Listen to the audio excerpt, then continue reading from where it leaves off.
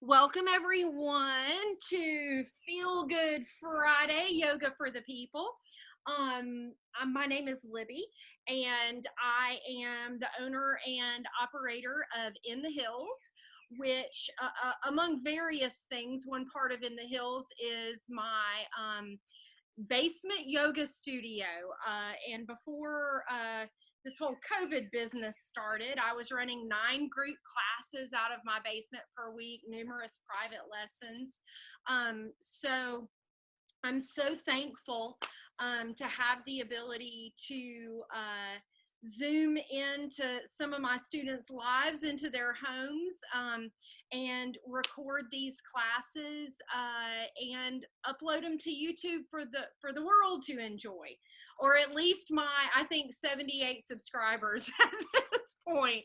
Speaking of, I do accept donations for these classes, but I tell you, if you found me out there in YouTube land, the best thing that you can do for me, here's the spiel, is just like and subscribe to my page. That really helps me more than anything. And of course, watching the videos. So I will be, once I get some better production equipment in. Right now, I'm just working with my laptop, which should be coming in a couple of weeks. I'll be recording some higher quality videos that are shorter in length. I want to create a catalog of poses, so just single poses per video, like 3 to 5 minute videos.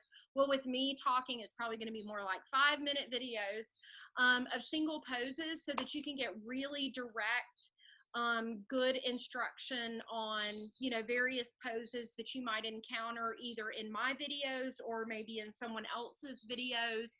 And so if you need that, I'm going to try to begin creating that and make it available to you, as well as just some 15 and 20-minute sequences, just for when you don't have the time to do an hour-and-a-half class, which can be a luxury, that's for sure. So tonight is all about low back release. I have a couple of students in the room with me tonight, and they both have probably been through this particular sequence 20 times in the past few years. I keep coming back to this sequence because it's just so damn good. And hopefully you'll find that to be the case, and it'll have you feeling good in your low back, good in your hips, and ready to conquer your weekend, whatever that might look like for you, especially in quarantine. So real quick disclaimer, please make sure that you've been released by your doctor to begin any exercise program, including this video that we're about to do. Never push yourself into pain or beyond any limits. No pain, no gain, not our motto in yoga. If anything is sharp or takes your breath away in regards to pain, you immediately back out of it and either do a lesser version of the posture or just skip it. It's absolutely okay to skip a pose. Also, In the Hills, nor myself, Libby Gore, are responsible for any injuries. Awesome. Okay, let's get to why you've actually clicked on this video, some low back release. We'll start with a seated centering position. Just closing your eyes and feeling a lift from the base of the skull through the crown of the head, elongating your spine.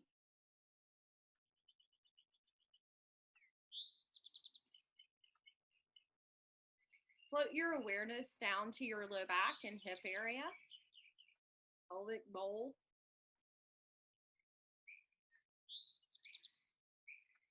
And just tune into any areas that might need some special attention tonight.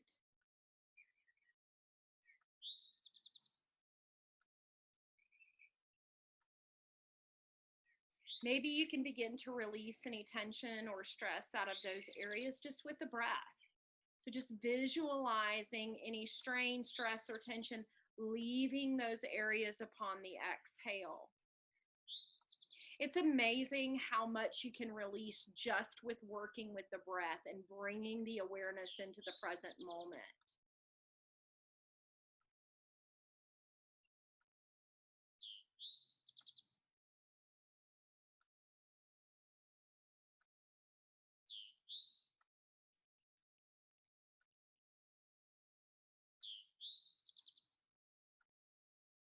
And now float your awareness up to your heart space and see if an intention for your practice arises in the heart.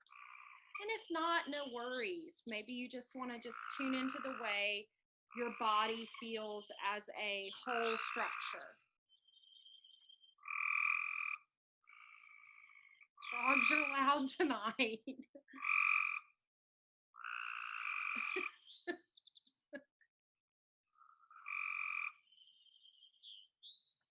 And we'll bring our hands together at heart center. We'll inhale and reach forward and up, stretching fingertips to the sky. Exhale, drawing hands back down to heart center. Holding here to open our class with 3 ohms. Taking an inhale.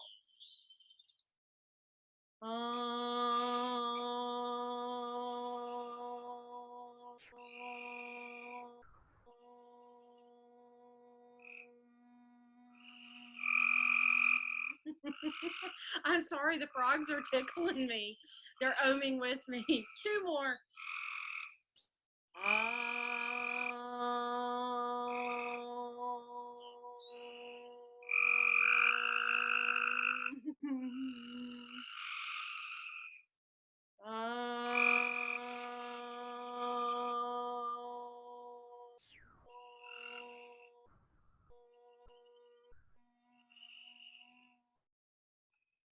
Fourth ohm resonates within the heart space. Frogs have been super happy since yesterday because we got a ton of rain. So, and right now our pool is covered, so we call it the pond. And I think it's basically a tadpole farm in the pond right now. So we have them everywhere. Although I don't ever see them. I hear them, but I don't ever see them. Anyway, we'll get going with our sequence. Frogs are cool. Their totem energy is really cool. It's all about transformation and being willing to release things that provide security and comfort for you without knowing what you're going to gain from it. But then you find you gain something far better than what it was you released. And that shows up in the story of the frog's transformation from egg to tadpole to frog, full frog. They have to release the security of their little egg to gain a tail and mobility in the water. And they think, hey, this is cool, I'm set for life. But then they have to figure out that they've got to give the tail up to grow the legs and be able to be, land and water creatures. So that's a poor Libby translation of the totem medicine of the frog, but it works. You get it. All right, we are going to start on our backs. We're not going to start off using our yoga strap, but you'll want to have it right next to you so that you can grab it because it'll be our second posture. So we'll start on our backs here with knees bent. And just connect with your body here. Connect with your low back and hips. I've just got my hands resting on my belly. And I'm just breathing into I'm trying to draw the breath all the way down into my low back and pelvic region. And once again, just checking in with my body and specifically that area of my body tonight.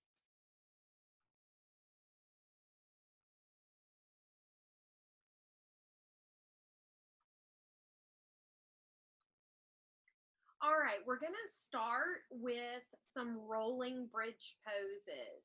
And I really want you to focus on the articulation of the spine. So we'll start with the hands, palms down, just outside of the hips here. Feet are drawn back in toward the hips so that the ankles are roughly under the knees if that suits your body. Now, I do have to say this about bridge pose.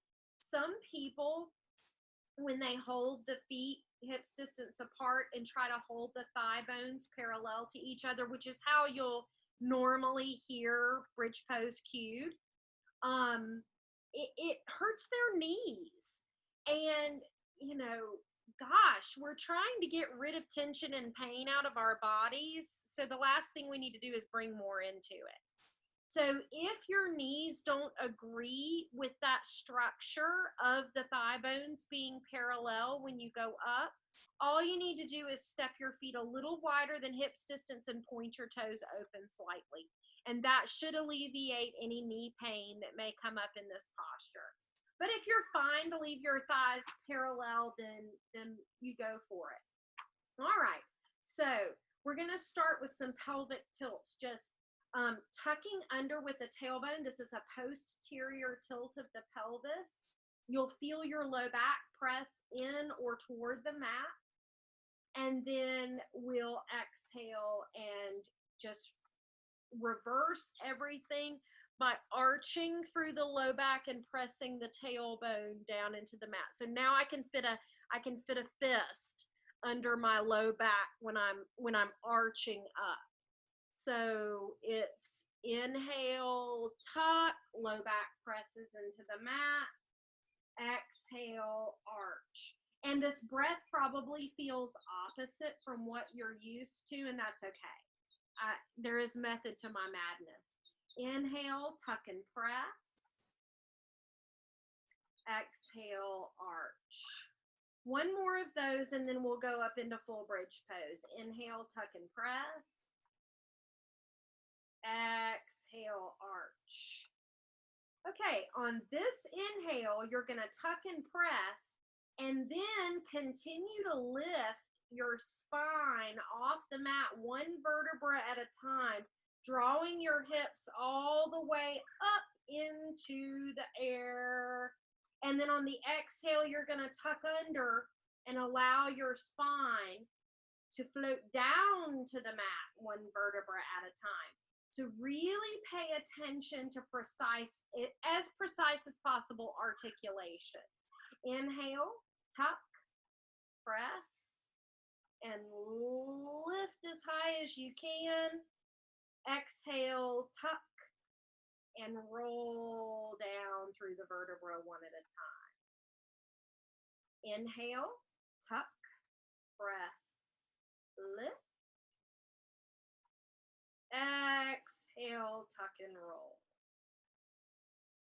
Just warming up the area of focus tonight. Again, inhale, tuck, press, and lift.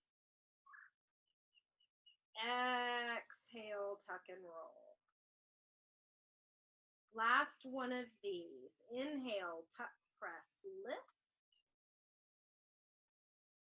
Exhale, tuck and roll. Nice. Now, let's just windshield wiper the knees side to side. So I do want you to step nice and wide on your mat, like mat's distance apart if possible. You can either keep your arms out to the sides. When I windshield wiper, I like to draw my arms overhead. It feels like it gives me a deeper stretch. So we're just going to go side to side, dropping the knees. Side to side. So I decided to set up in front of the mint bed today. It smells so good over here. There are a couple of canna lilies that are creeping their way into the mint bed.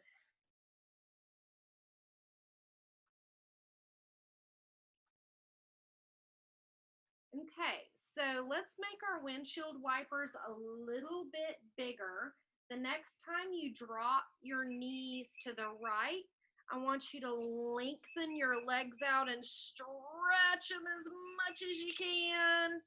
And then bend back, drop to the left, extend and stretch out. So it's almost as if you're yawning your body.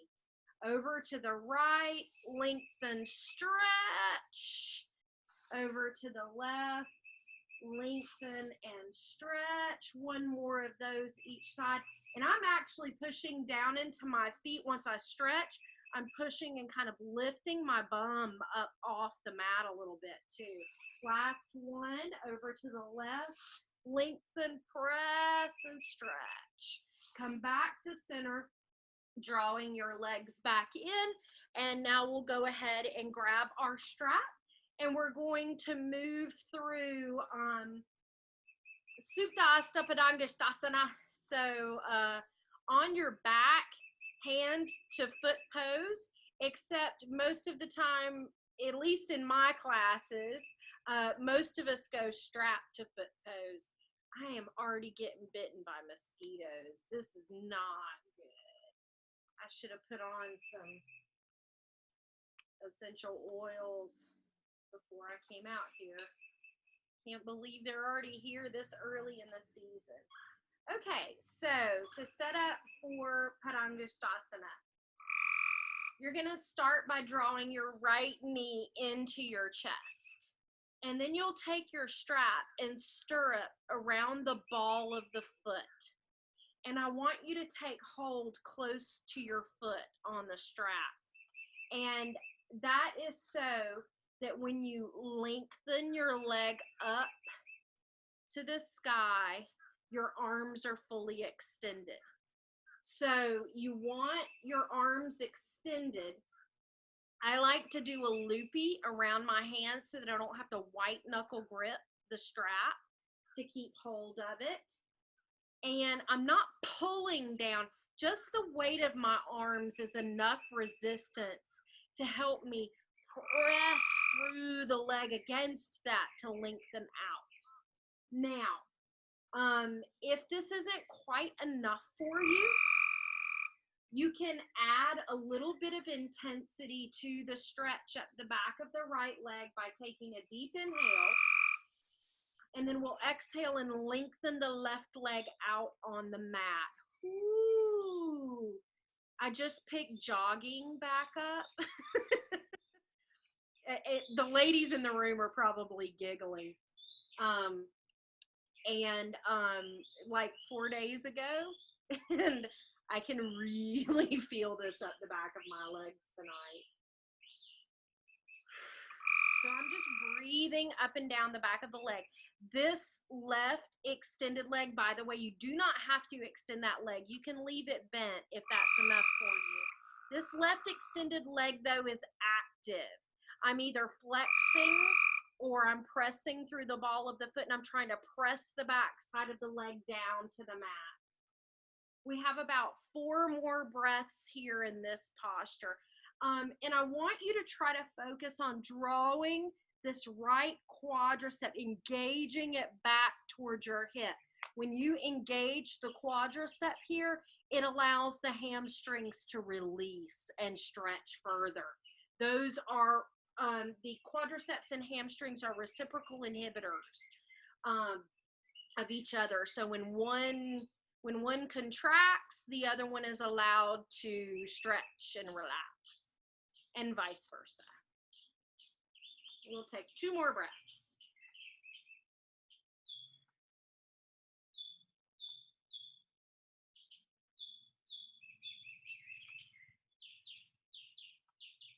All right, so I'm going to bring both straps into my right hand. I'm going to go ahead and do a loopy. Notice I still have full extension of the right arm. I'm going to bring slight external rotation to the right leg. So I'm pointing the toes open just slightly. I'm going to open out with my left arm straight out from my shoulder, palm up, and this is to help me stay grounded. Or I can take my left hand and press into my left hip, still engaging the quadricep. I'm going to take a deep inhale and exhale, open right. Now, I only want to open as far as I can keep my left hip grounded. Don't let it come up and over with you. You can see I can get closer to the mat when I let this hip come up, but I want to work with hip strength on the left side and hip stretch or inner thigh stretch on the right. So I've got that hip grounded and we're breathing. And I'm still trying to engage my right quadricep back toward my hip and keep it firm. And we are breathing. Do checks of the usual suspects of tension, which would be clenching your teeth, trying to hold it in your teeth, squeezing your shoulders up. Some people squeeze their butt cheeks or curl their toes. There are all these silly things that we do that make us think we're holding the pose stronger. But try to relax everything that's not directly involved with the posture. With Hatha Yoga, we are trying to find the balance between effort and ease. We'll take 3 more breaths here.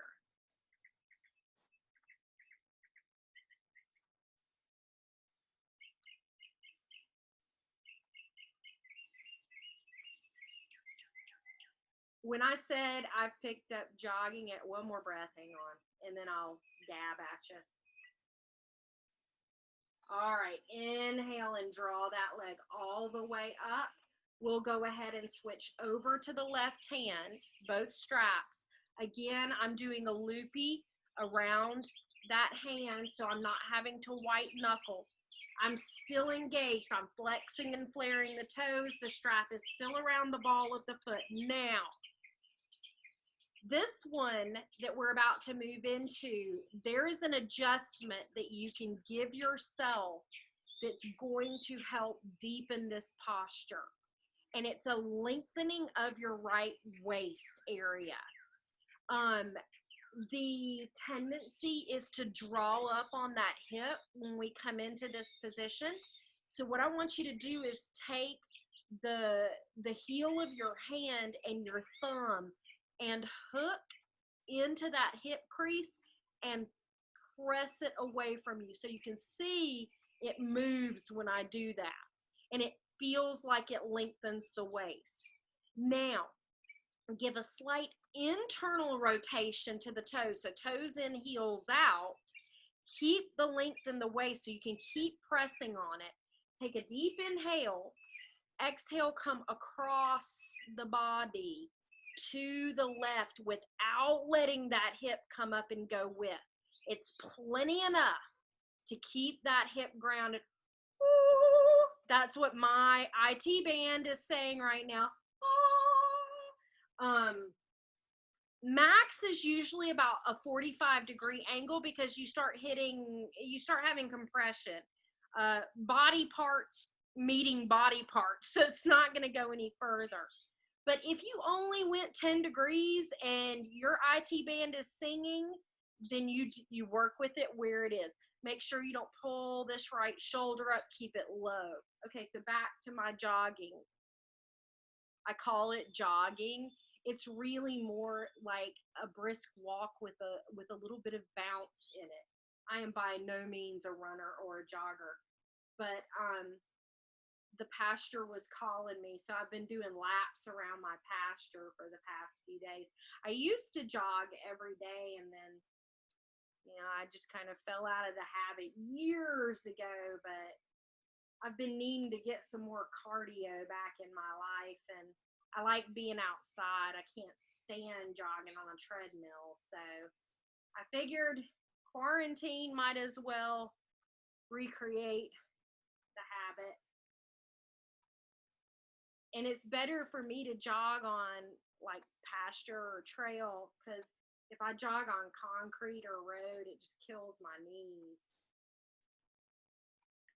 Well, I think I've about talked us through this one. So we'll inhale all the way up to the top. I want you to split your strap into each hand again. I forgot to give the cues for if you're not using a strap. I'm sorry. I'll do that on the other leg.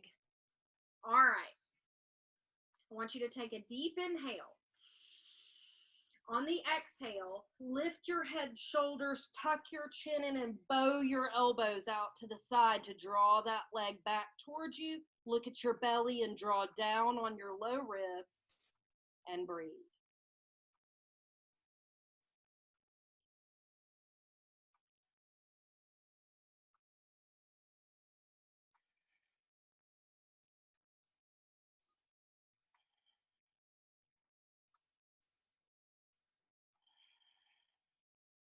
Inhale, unhook the foot. Exhale, float the extended leg all the way down to the mat. Ah. So, even though the ladies in the room with me tonight are probably tired of hearing me say this, you should feel about 10 feet longer on your right side now. Another sensation that I experience is the side that I've done, which obviously is the right side. It feels more sunken and released into my mat, and the left side of my body feels higher up and obviously tighter. So it's a pretty cool feeling. And I always like to give my students just a moment to close your eyes and just feel that sensation and appreciate the imbalance.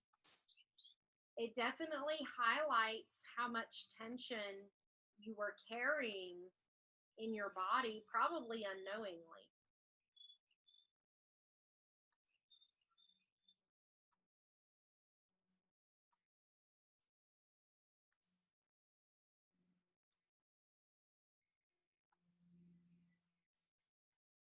All right, we'll move into the left side. So come back to bent knees. I always like to start my students moving into these postures with bent knees because it deepens it quite a bit when you lengthen out that other leg on the mat. So better to start less and move into a little more intense than to immediately push yourself past a limit and maybe cause pain or damage even to the tissue.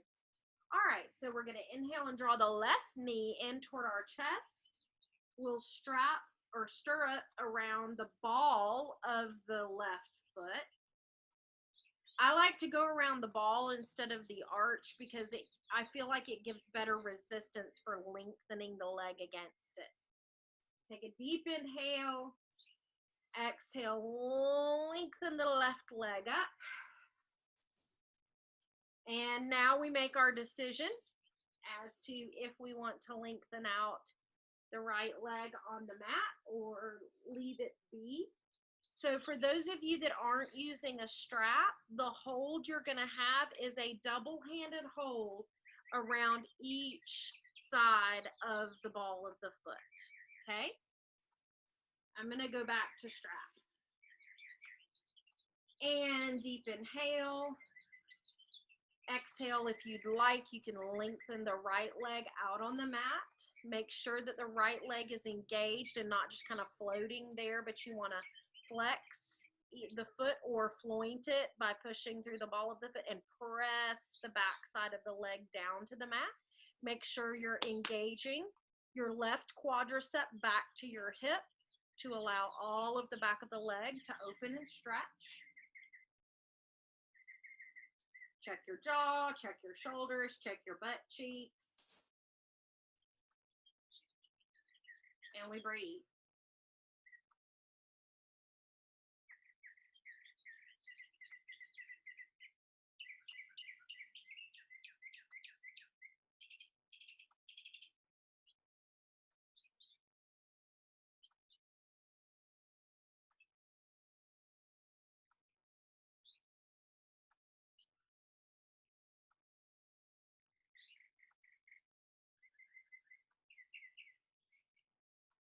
We'll take 2 more breaths here.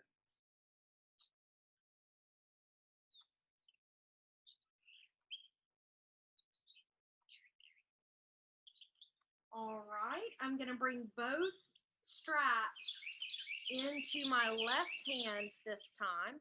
I'll either open out with my right arm or I can press that hand into the hip to help it stay grounded. I'm going to externally rotate, so point my toes open a little bit. Make sure I'm engaged in my quadricep. Take a deep inhale. Exhale, opening left. Woo, this one's tighter than the other side. Yikes. I'm going to back off this one a little bit. I don't want to lame myself. And we're breathing. Make sure that you've got a long back of the neck and your chin's not jutted up. So you can lift and find that flat part of the back of your head.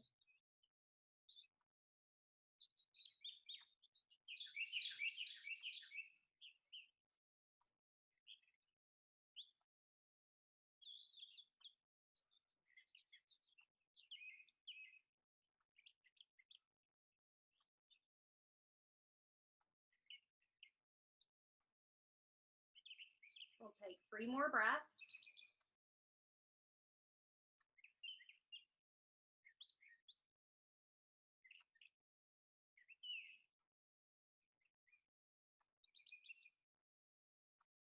And inhale, coming up to center. Switch over to the right hand. I forgot to give you hand positions again.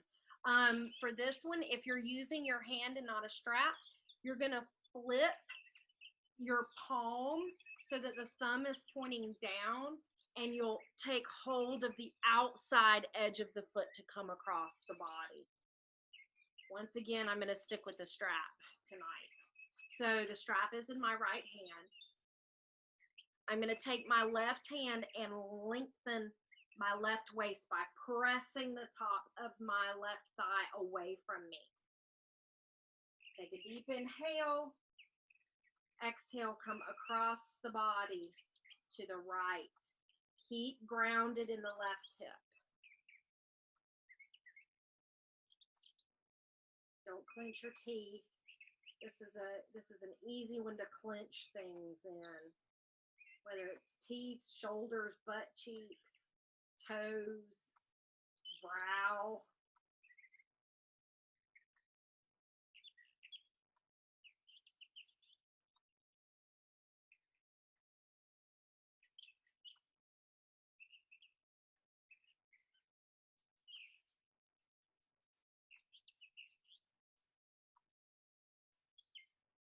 We have 3 more breaths here.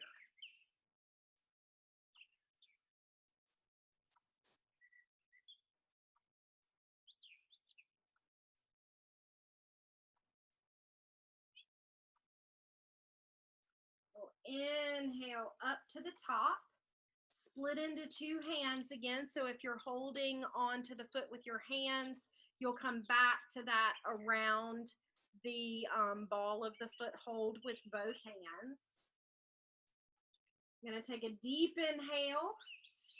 Exhale, lift through head, shoulders, tuck your chin and bow your elbows out to the side. Draw your low ribs down, 5 breaths.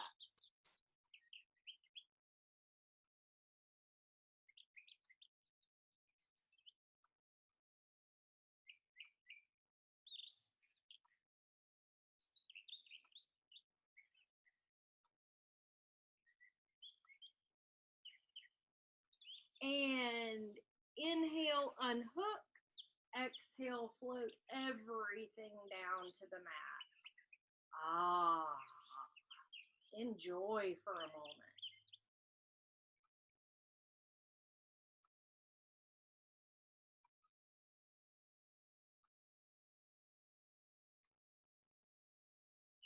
I now have 3 mosquito bites. We'll keep tabs through I'll probably walk in with like 20. I swear, if there is a mosquito in a 2-mile radius, it's going to find me.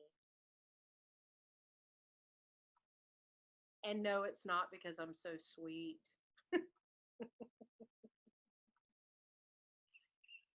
These skeeters around here must love sour.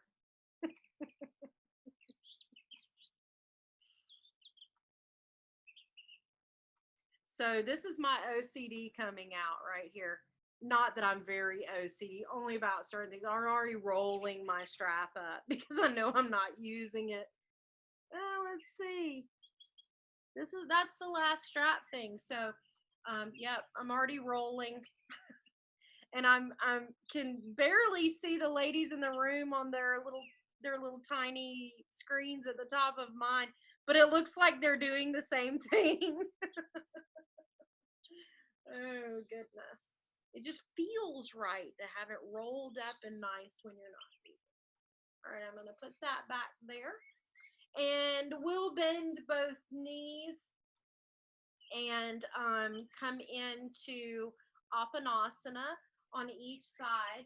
So just draw your right knee into your chest. You can clasp your hands either around your shin or around the back of your thigh. Take a deep inhale. Exhale, lengthen out through the left leg here. And maybe give yourself some ankle circles on the right side while you're holding here.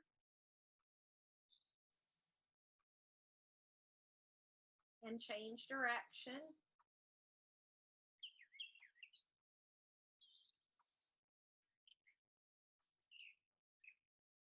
And you can release the right leg and bend the left knee back in, draw it into your chest, take hold around, lengthen out with the right, and go ahead and do some ankle circles with the left.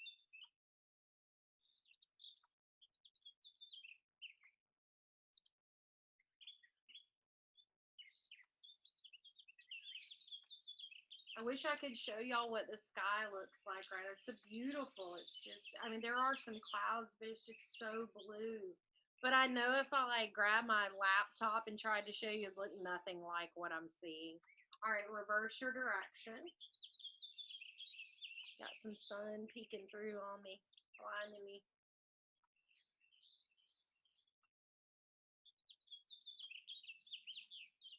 All right, and release that. Okay, so go ahead and grab one or two of your blocks. Or we're going to do supported bridge pose. You may want to use a bolster or a couple of firm pillows for this if the blocks are not comfortable for you. But most of my students' blocks are not a problem for them. So you may not need to. It all depends on how open your hip flexors are. So we're going to take one block. We'll press into our feet to lift our hips.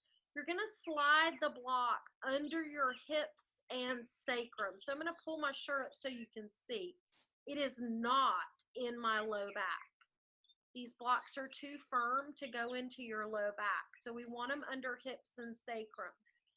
And I've got mine on low right now, and I'm not really feeling that it's doing much for me in regards to opening my hips. So I'm going to go up a level by turning the block on medium height. And once again, it's under my hips and sacrum, not my low back. Now, if this still isn't enough for you, you can try stacking two blocks on low, and that'll give you some good height there. But once again, this is not a race or a competition. I always say to my students, be your own guru. Listen to your body and honor that and give it what it needs. So don't feel like you're a better person if you can put two blocks under your hips than if you only can put one. It really doesn't matter. It's all about listening to the signals your body is sending you and honoring that. That is your yoga. All right, so we can deepen this posture by lengthening our legs away from our bodies. So we take a deep inhale and we exhale and lengthen out. Now, if you've lengthened out and discovered, whoo, that sent me way over the edge, just bring a bend back into your knees. You can deepen this further by drawing arms overhead.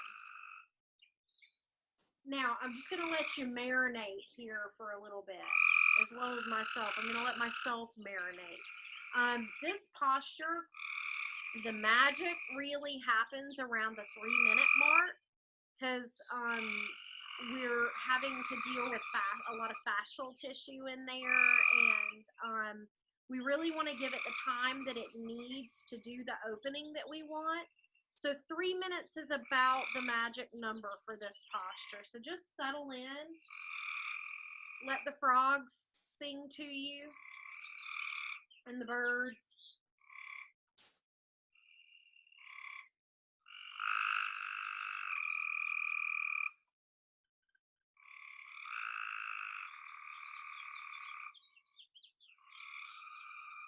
So maybe contemplating with all these frogs singing, what is it that you might need to let go of that's very comfortable for you right now, so that you can gain something unimaginably better. Maybe you don't even know what it is, but you've had this nagging sensation that it's time to release something out of your life.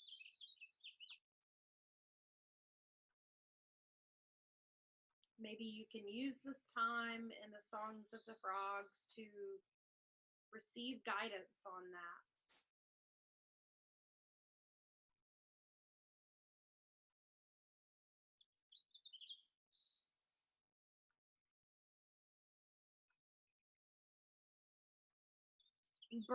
The birds singing,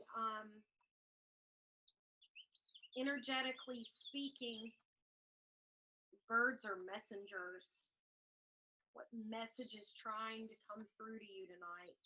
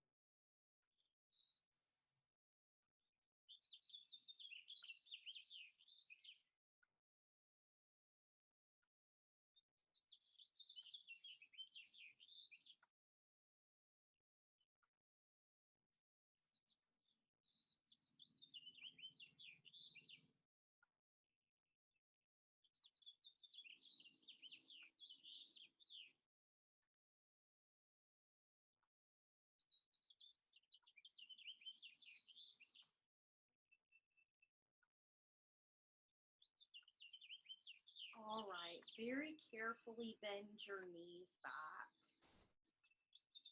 Now, you want to be very deliberate with how you come out of this posture, because you're in quite a spinal extension in your lumbar area. And if you move too quickly, you run the risk of pulling your back or straining that area. So we want to be very careful coming out of this.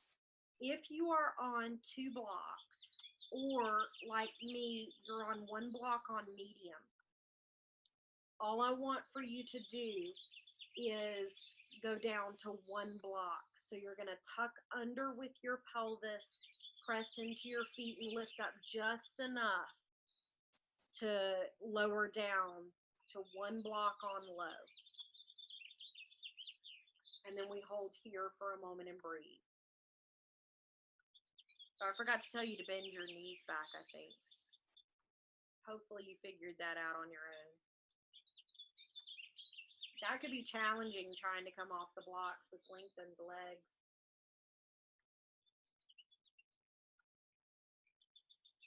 All right, So we're going to come all the way down to the mat. Again, tuck under.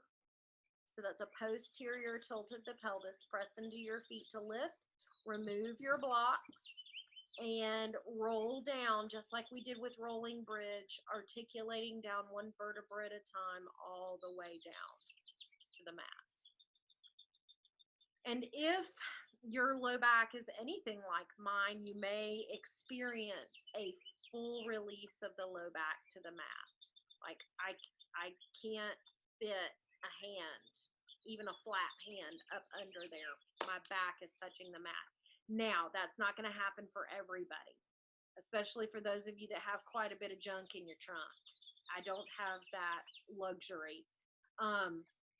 But if you're not touching, you should at least feel that there has been some release back there. That's the release of the upper part of your iliopsoas. It attaches to the anterior side of your lumbar spine. And that is the hip flexor muscle that we were releasing with that posture. So you can kind of judge from the relaxation that you feel in that area, how much you just released that particular muscle. Actually, it's a muscle set. It's two muscles that kind of run together.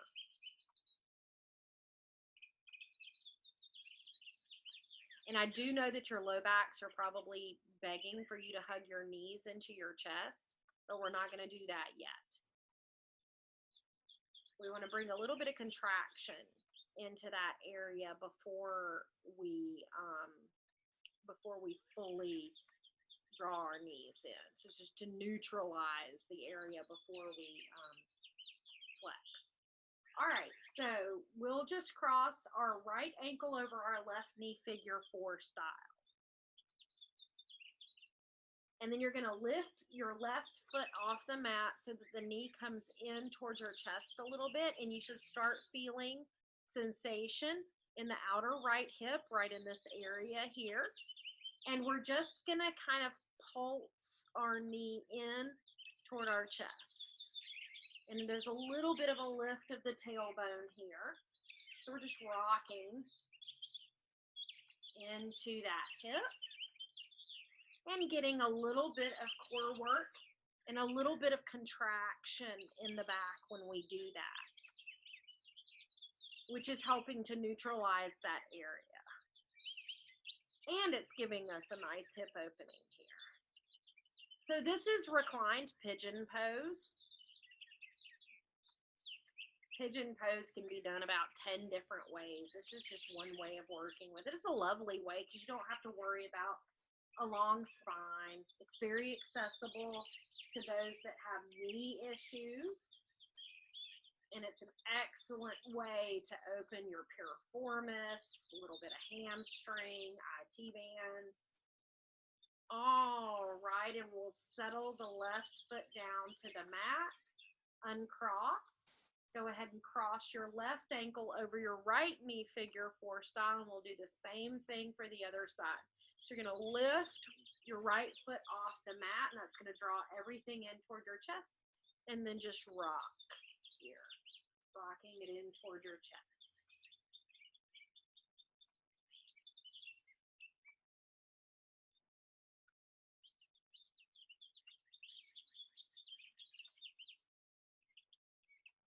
In the Hills also has a leg of it that is a tie-dyeing business. And I've been tying and dyeing a lot. Well, the tying part has me sitting when I do that, and so I've been doing a lot of that this week, so I can definitely feel that this is very helpful for hips that have been sitting in a chair all week. I'm sure that you can relate, especially the 2 ladies in the room with me tonight, because I know what they do for a living. And it involves a lot of sitting. All right, a couple more here. And we'll settle back down to the mat, uncross. We'll come back to figure 4 with the right leg. So right ankle over the left knee again. And this time, you're going to take an inhale. On the exhale, you're going to let this figure 4 stay in this position, but let it fall across your body to the left until your right foot meets the mat. If that is not possible, and keeping your right shoulder grounded, like if this happened when you did that, then you'll need to come back and put a block down that your foot can land on. You don't want to go so far that that shoulder is popping up and rolling over. From here, you're going to take your left hand and press your right thigh away from you. And you'll feel the sensation sort of in this area. It's the very upper part of your IT band. Can be a difficult area to target. It's mild. This should not be like a whoa sensation. Just a very mild opening feeling in this area right in here. And this arm can either be goalpost or out to the side.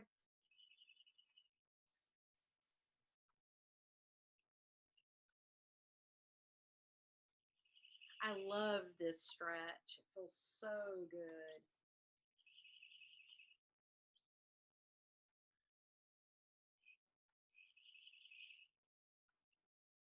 We'll take 3 more breaths here.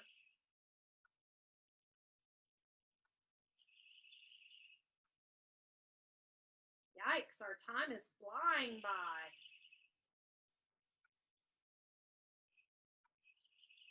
Okay, release pushing the thigh.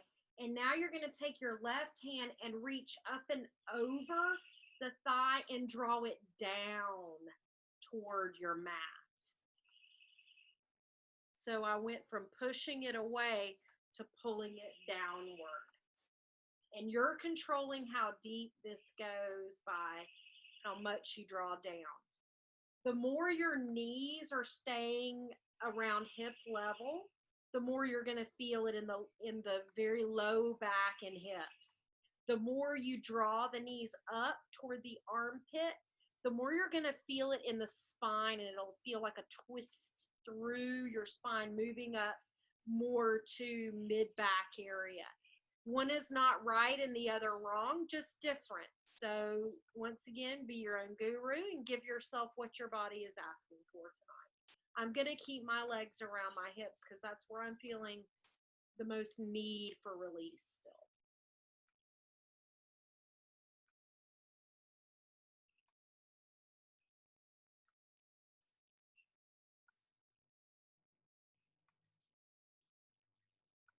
Okay, 2 more breaths here.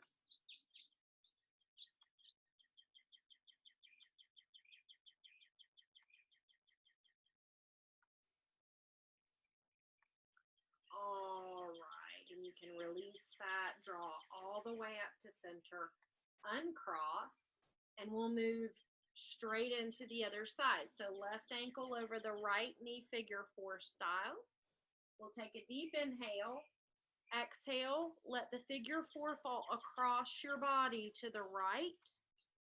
And this time you're going to take your right hand and bring it to the inside of your left thigh and push the thigh away from you. And breathe there. I saw the coolest thing yesterday. I was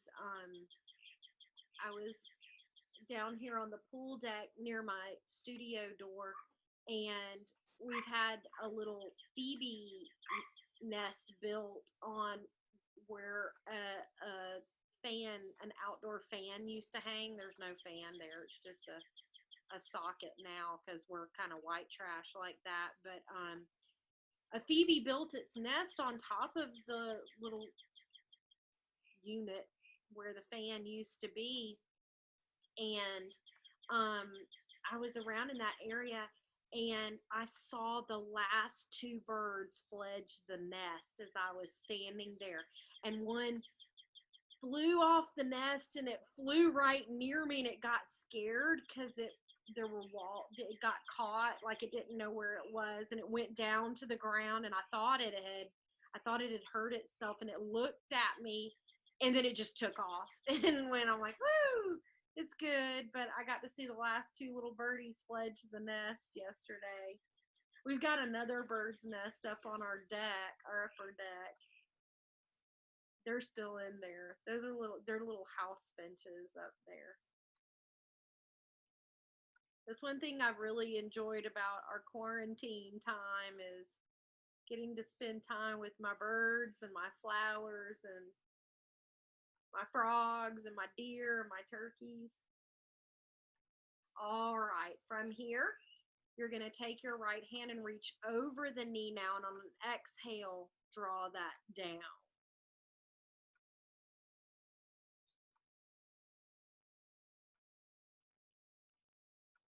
I feel like I'm Snow White living out here, but they won't let me pet them. I've tried to pet the deer before, and I got like, oh y'all, I spent 30 minutes one night doing like a meditative walk is the only way I can describe it, because I was moving at like an inch at a time. There were all these deer out in our pasture, and I was like, I'm gonna pet those deer tonight, and they will love me.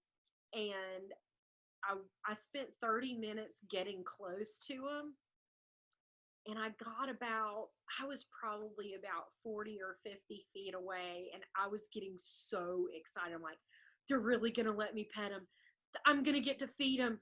They're going to be mine, and they're going to love me. And like I said, I was about 40 or 50 feet away. One of them looked at me, and then they all just took off. Like, wah, wah, wah. My Snow White dreams were smashed to pieces. We have a bunch of lizards too.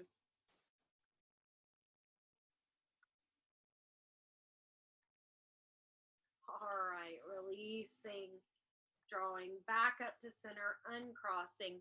Now you can hug both knees into the chest and just rock and roll around. You may want to roll like a ball a little bit if you'd like. Make sure you keep a C-spine so that it's a smooth curve to rock on. If you arch your low back, you're going to hit your tailbone and it will feel like crap. So be careful. I would demonstrate, but I'm on concrete tonight and that would really feel crappy. So I'm not even going to demonstrate how not to do it. Just do it right. All right. From here, you're going to help yourself up and over onto hands and knees. If this weren't Feel Good Friday, where we're supposed to just kind of be lax, I'd have made you catch your squat from rolling like a ball and then come over onto your hands and knees. But that's for Sunday classes. I can hear Karen going, amen. She knows what it's like. All right, hands and knees here. You're going to spread your fingers nice and wide, bringing your hands slightly forward, slightly wider than the shoulders. Don't collapse here. I want you to draw your low ribs and your navel up towards your spine. Turn your toes under. Take an inhale into your low back. And then exhale, press back and up to your downward facing dog. So let me show you where I don't want your shoulders with down dog. I don't want you here, squeezing your shoulders up. You want to give an external rotation to your upper arm bones to open around your ears, and then press your shoulder blades onto your back. So from the side, if you've got the weight forward in your shoulders, this is what you'll look like. You don't want to be there.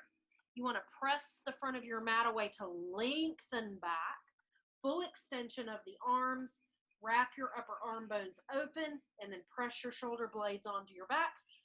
Don't collapse here into your low back as well. Pull your navel and low ribs up and reach your sits bones up toward the sky. You can try to engage the tops of your feet toward your shins. That will engage tibialis longus and help your calves release your heels down toward the mat.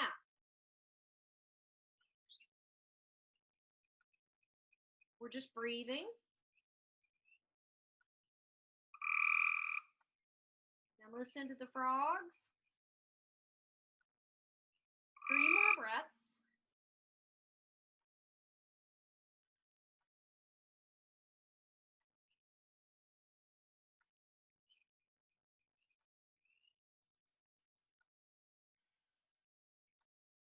Then I want you to tuck under with your tailbone coming up onto your toes. Lift up through your navel and lower your knees all the way down to the mat and come down onto your belly. All right. Sphinx pose. So, one thing about Sphinx pose that you have to watch out for is squeezing your butt cheeks together. I don't know what it is about this pose, but my butt cheeks just automatically want to squeeze. So I have to work at keeping them loose, loosey-goosey back there.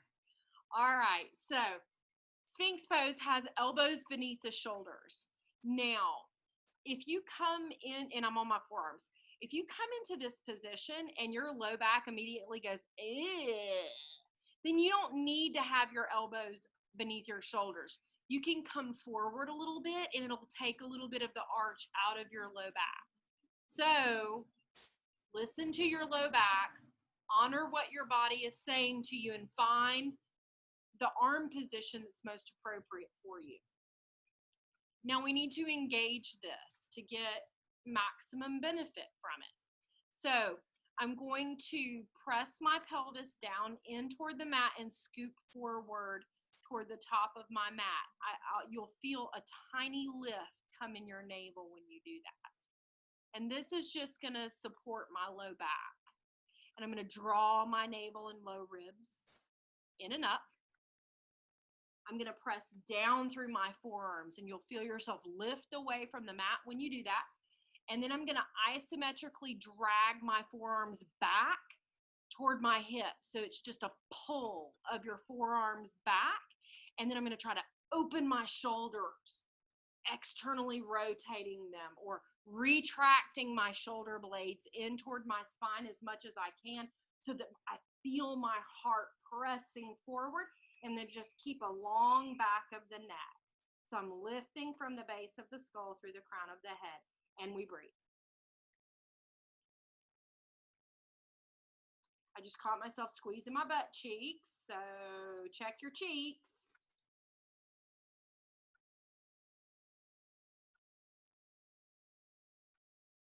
So hard not to squeeze my butt cheeks.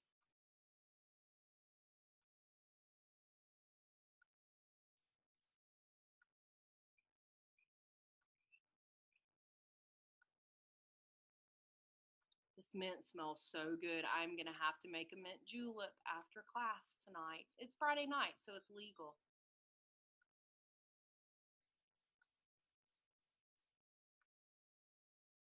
All right, take a deep inhale. Exhale, come down, stacking one hand on top of the other. Bring your forehead to your hands. You can bend both knees and then just windshield wiper your shins side to side.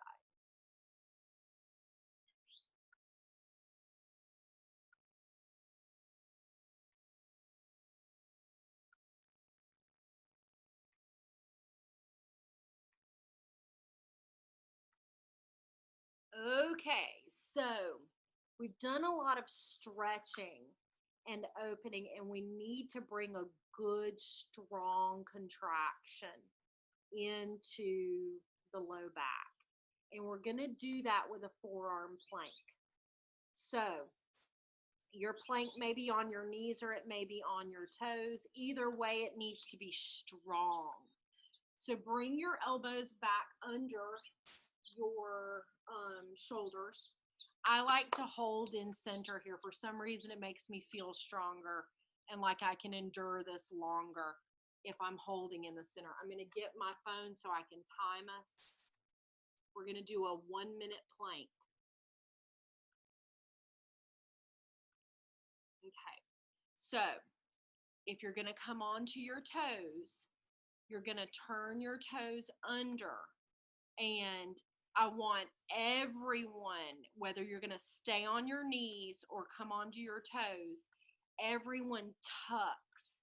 So you want to tuck your pelvis forward, and you can see how it starts to lift my body off the mat. So if you're going to stay on your knees, you're just going to tuck so much that you come up to your knees. If you're going to go onto your toes, you're going to tuck and then press your toes down. All right, I've got the timer going. I'm pressing through my forearms to open the back side of the heart to the sky. So that is shoulder protraction. And I'm pressing the tops of my shoulders back. So I'm not here with the butt high. I'm scooped in and strong. I'll count us down from 10 seconds.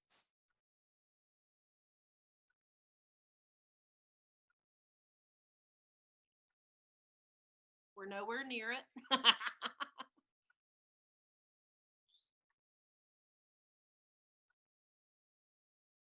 We're getting there.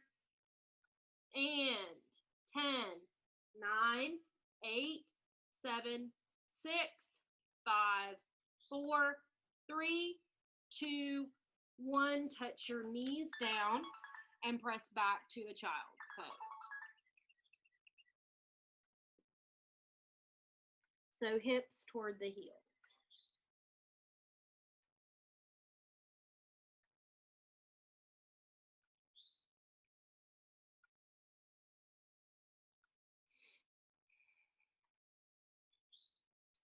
And inhale back up to hands and knees here. And we're going to take a 10 breath cat back. So a static cat back. Take a deep inhale. Exhale, tuck under with your pelvis. Draw your navel up, tuck your chin, and press down through your palms and hold. And breathe.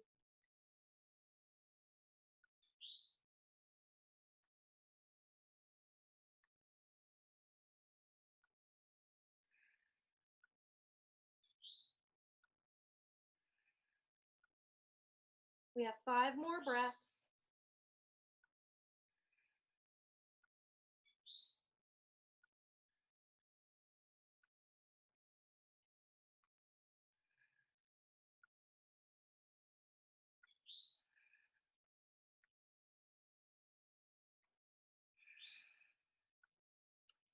And inhale, relaxing back to neutral. Spine will move straight into just a regular pigeon pose. Now, you may want either one of your blocks or a blanket, a firm blanket or a sturdy blanket folded pretty thickly. You may. You don't have to use any props for pigeon pose. It all depends on your level of comfort with the pose. But I'll show you how to use your props if you would like. So we're going to start by stepping our right knee forward to the base of our right thumb. And then you'll walk your right foot across your mat to the left. You don't have to come to that 90-degree angle. Just come to something that's comfortable so that your foot is forward of your groin. Then you'll turn your back toes under and start walking your back knee back. Now this is where either a block or your blanket may come in handy. You can use it as a seat. If you don't need it though, you don't have to use a prop. You can just hang here even if there's a little bit of space.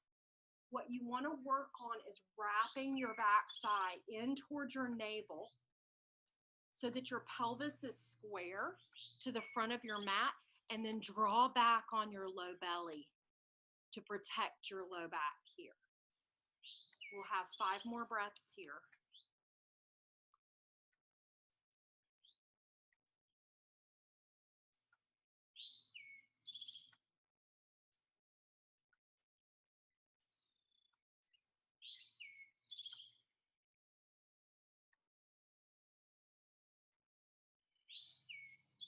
All right. So the most gentle way I found to come out of this posture is to just let your weight come off onto the front hip, and then you can just draw the back leg forward. And we'll move into the same exact posture on the other side. So come back to the hands and knees position. We'll step our left knee forward to the base of our left thumb and then walk the foot across the mat. Turn our back toes under and walk the back knee back. Wrap the back thigh in towards your navel. Draw your low belly back and hold.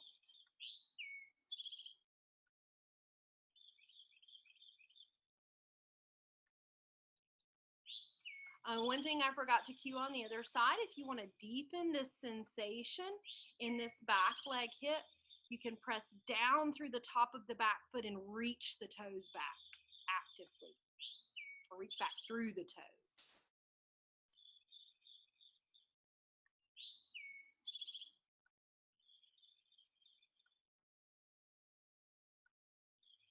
Take 3 more breaths here.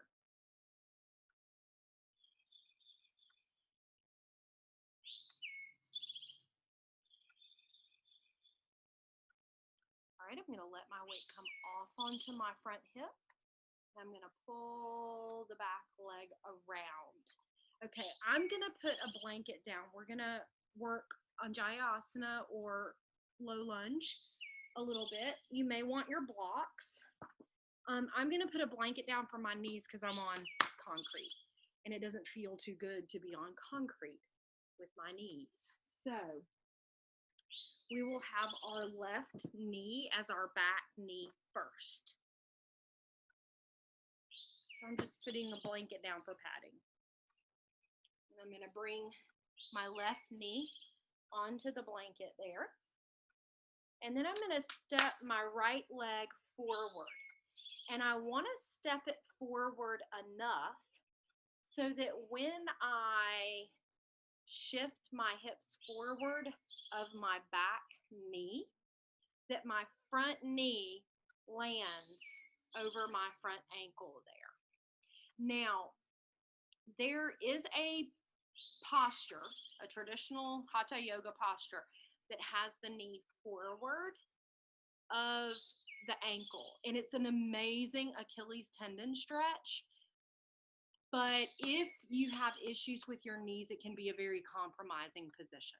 So let's be better safe than sorry and make sure that we bring that front foot forward enough so that knee is over the ankle. Now, one tendency in this posture is to dump in the belly and take a hard arch in the low back, and that's not what we want.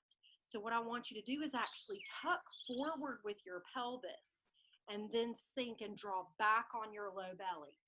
And you can use your blocks to help make your arms longer here so that you're up nice and tall. Draw the shoulders down the back and try to draw any arch up into the thoracic spine, so into the back side of your heart.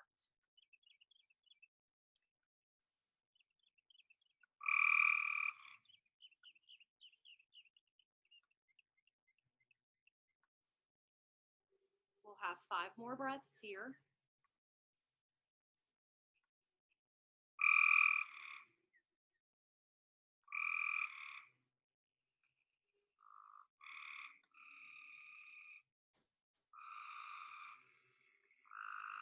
Okay. Keep your left hand planted. You're going to bend your back knee.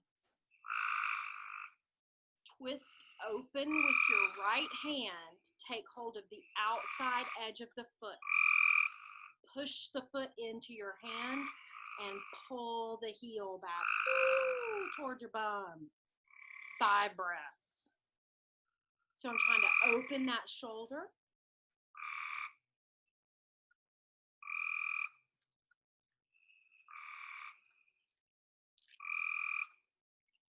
And releasing. That's an amazing quadricep stretch. I think my husband has the same idea that I was telling y'all about earlier, because he's just come out to cut some mint. You feeling juleps? Something. All right, so we're just switching to the other leg. So I'm just moving my blanket so that my right knee is now padded. And I'll step forward with my left leg enough so that when I shift my hips forward of the back knee, that my front knee is directly over my ankle. Now, again, the tendency is to sink and just let everything go there. So what we want to do is tuck forward and pull back on the low belly. Draw the shoulders back and try to pull that arch up into the thoracic spine so that everything is lifting.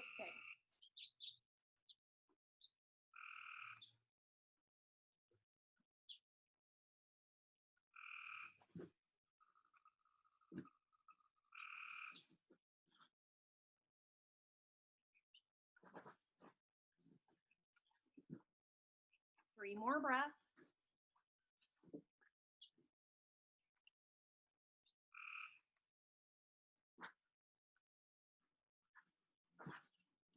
And we're going to bend the back knee, reach open, twisting open with the left.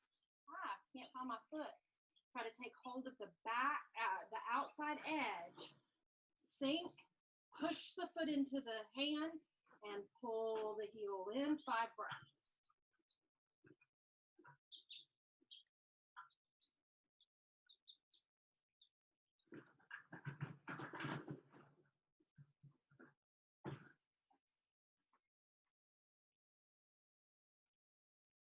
And release. All right.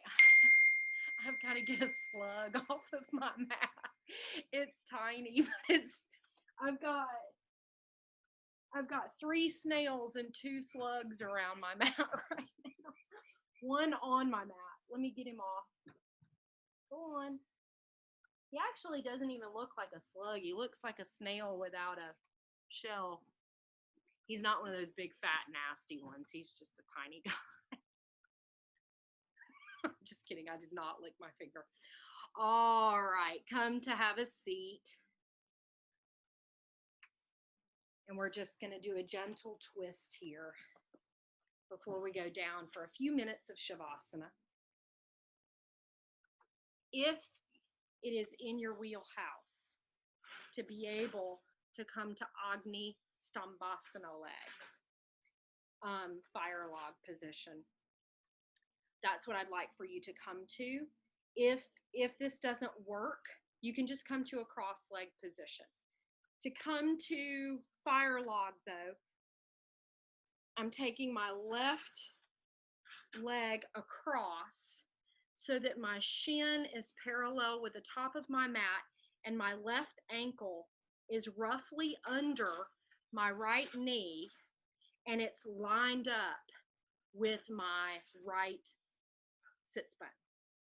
And then I'm gonna bring my right hand to the outside of my right knee and take hold around my ankle with my left hand and bring my right ankle to rest just above my left knee. Now watch this. Okay, so I've not engaged this posture yet, and you can see this knee's flying high right now. We don't really want this. So all I have to do to set this properly is give a squeeze to my outer thigh and buttock on the right side, and it'll open that thigh out for me. So this is why it's called fire log pose. It should look like stacked fire logs. right, from here, we'll take a deep inhale, tall. And I'm going to start by exhale and twisting right over that thigh. And I'm opening the back shoulder. I like to flip my palm open so that I get, ooh, I just got a pop in my low back. Oh, y'all don't be jelly. Maybe you got one too. But I press into the back to torque my heart open to the side plane here. And we breathe.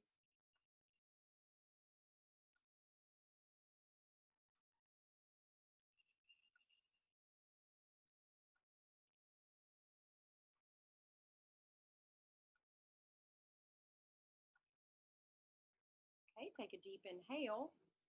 Same leg position. Exhale, twisting the opposite way.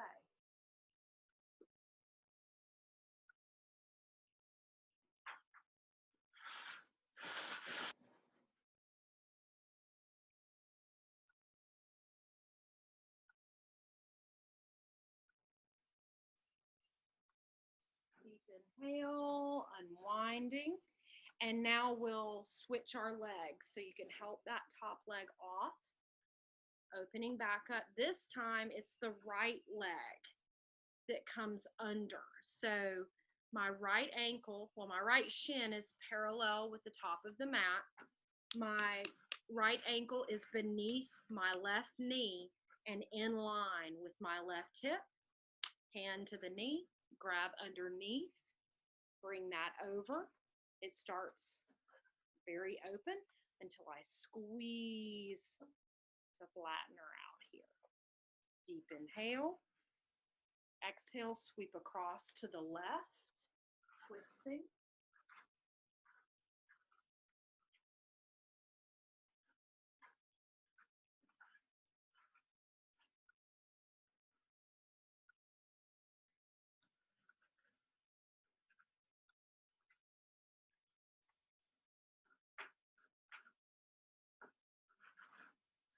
Deep inhale.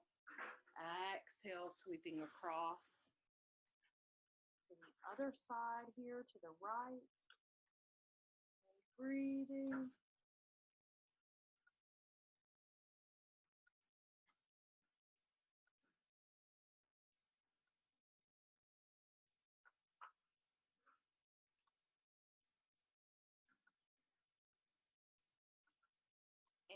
And inhale, releasing, coming out of that, and all the way onto our backs for the pose of the corpse, Shavasana. So we'll come onto our backs. If your back has any tinginess in it, then you may want to either roll a blanket up and put it under your upper thighs, or if you have a bolster or a pillow, you can put it under your knees or thighs. I'm gonna go bareback here, and we'll just lengthen our legs out away from our bodies, letting the feet open about mat's distance apart and just flop open to the sides, how they naturally want to do. Arms extend out to the sides of the body. I'm just making sure I'm not hurting any snails or slugs over here. Arms out to the sides of the body, palms up, and I'm going to kind of wiggle my shoulder blades up under me so that I feel my heart open. I have the natural curve in my low back here. And then I want to do any wiggling around to balance out my weight between my shoulders and my hips. Lengthen the back of your neck, finding the flat spot on the back of your head to settle onto. Closing your eyes. And giving the weight of your body over to gravity.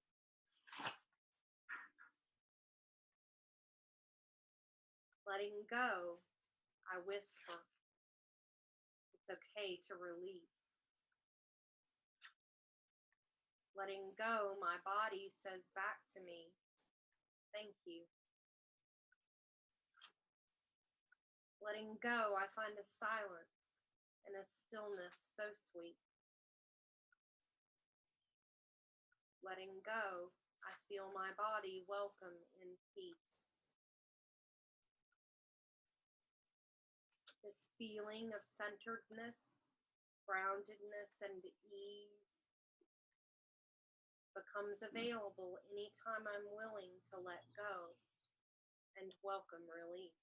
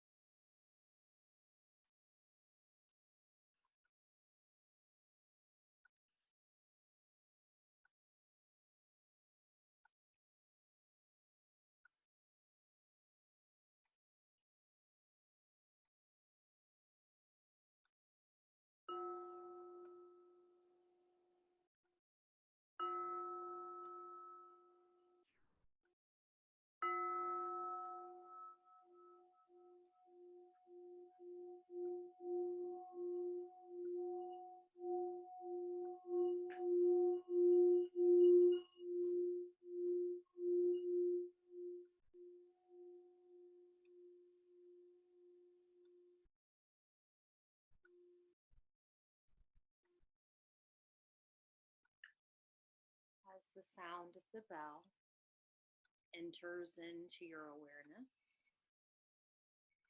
let it bring with it an awareness of your surroundings, beginning to deepen your breath and turn your senses outward once again.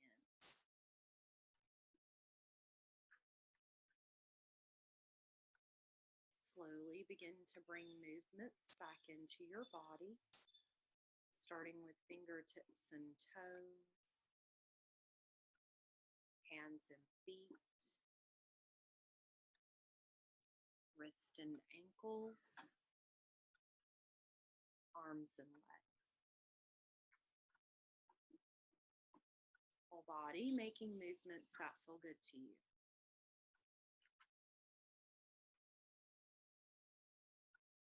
And when you're ready, make your way over onto your right side using arm or blanket as a pillow, remaining there for just a couple of breaths, allowing all weight off the heart.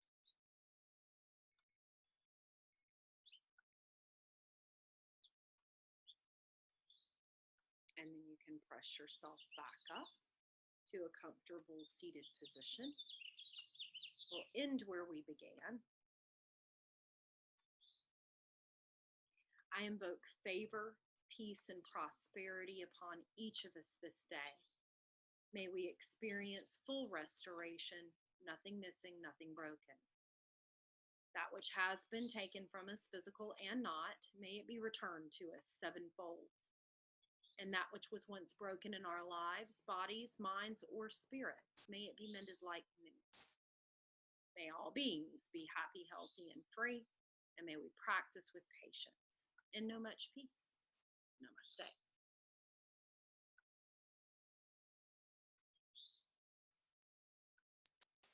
Thank you to each of you in the room with me tonight. Thank you to each of you out in YouTube land. I hope you enjoyed it. Hope it felt good to you, and hope you come back for some more soon. Namaste.